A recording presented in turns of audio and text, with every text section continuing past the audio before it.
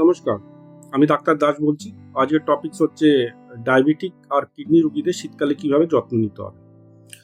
শীতকালে ঠান্ডা যেমন বাড়ে না, তেমনি ডায়াবেটিস আর কিডনির উপরেও রক্তের চাপটা বেড়ে যায়। তার কারণ শরীর থেকে জলটা কমে যায়।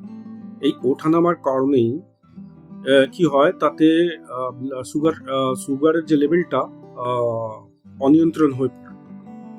তাই শীতকালে দেখা গেছে যে কিডনি রোগী আর ডায়াবেটিস পেশেন্টদের যে চুপচাপ যে ক্ষতিগুলো হতে থাকে, ওটা পরবর্তীকালে একটা বিশাল আকার নিতে থাকে। কি করা উচিত তার জন্য আজকে এই ভিডিওটা বানানো। আর কেন হয় বিশেষ করে এই কারণটা বলছি।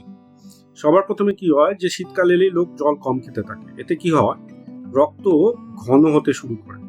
এতে ঘন হওয়ার চক্করে এখানে কি হচ্ছে, ক্রিয়েটিনটা বেড়ে যায়।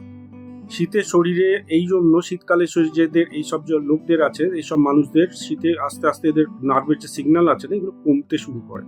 এই ছোট ছোট ভুলগুলো যখন শুরু করে, পরবর্তীকালে এগুলো বড় আকার নিতে থাকে। তাই এগুলো একটু আপনি চেষ্টা করুন সাবধানতা রাখার। এবং কি করা উচিত, যার প্রশ্নে আমি আসছি। কিছুই না, সামান্য কিছু বিষয়। সুগার কন্ট্রোল রাখুন, যেটা আপনারা অলরেডি রাখেন এসব পেশেন্টরা। রক্তে গ্লুকোজ যাতে স্থির থাকে। যত গ্লুকোজ আপনার স্থির থাকবে, কিডনিও ততটা আপনার সুরক্ষিত থাকবে। দ্বিতীয় হচ্ছে ব্লাড প্রেশার নিয়ন্ত্রণে রাখুন। চেষ্টা করুন যে 130 থেকে 80-র মধ্যে নিচে রাখার, তাহলে আপনার কিডনি অনেক সুরক্ষিত থাকবে। আর কি করতে হবে, হাইড্রেশন ঠিকঠাক মেনটেন রাখুন। শীতকালে দেখা গেছে কি, যে জল পিপাসা কম না পেলেও আপনারা একটা চেষ্টা করুন যে কমসে কম 1.5 থেকে 2 লিটার জল খাওয়ার চেষ্টা করুন। আর যদি কোনো সাপ্লিমেন্ট নেন তো ডাক্তারের পরামর্শ অবশ্যই নিন। হার্বাল কিছু ইনফিউশন অবশ্য আছে। খাবারের কি যত্ন নিতে হবে, লবণ, চিনি আর প্রোটিন নিয়ন্ত্রণ রাখতে হবে মেন খাবারের জন্য। বেশি পটাশিয়াম যুক্ত যে সব খাবারগুলো আছে, যেমন এই কলা, আনারস ফানারস যেগুলো আছে না, এগুলো একটু নিয়ন্ত্রণ করে খাবেন। যদি আপনার কিডনি অলরেডি দুর্বল থাকে তাহলে তো অবশ্যই খেয়াল করে দেখবেন। ঠিক আছে। তৃতীয় হচ্ছে নিয়মিত অবশ্যই ব্লাড টেস্ট করা উচিত। বছর অন্তত 1 থেকে 2 বার আপনি ব্লাড এসিআর টেস্ট আর ইজিএফআর টেস্টটা অবশ্যই করাবেন। ঠিক আছে। এবার আমি আসতে চলেছি যে কি করা উচিত নয়।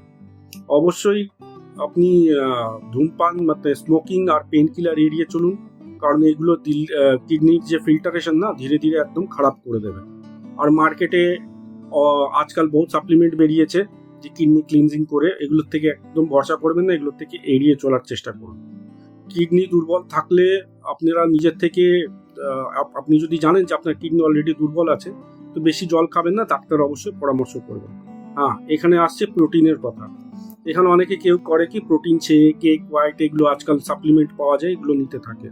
আগে আপনি যদি ডায়াবেটিস বা কিডনি আপনি জানেন যে আপনার দুর্বল আছে, তো অবশ্যই একবার এসব করার আগে বা মডিফিকেশন করার আগে আপনার নিজের যে ডাক্তার আছে তার সাথে আপনি একবার পরামর্শ করে নিন।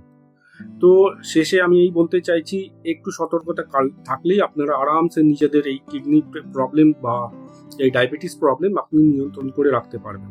আর যদি কোনো রকমভাবে কোনো পরামর্শ দরকার পড়ে, আমি স্ক্রিনের নিচে নিজের নাম্বার দিয়ে রেখেছি, আপনারা অনায়াসে আমাকে কল করে কন্ট্যাক্ট করতে পারেন।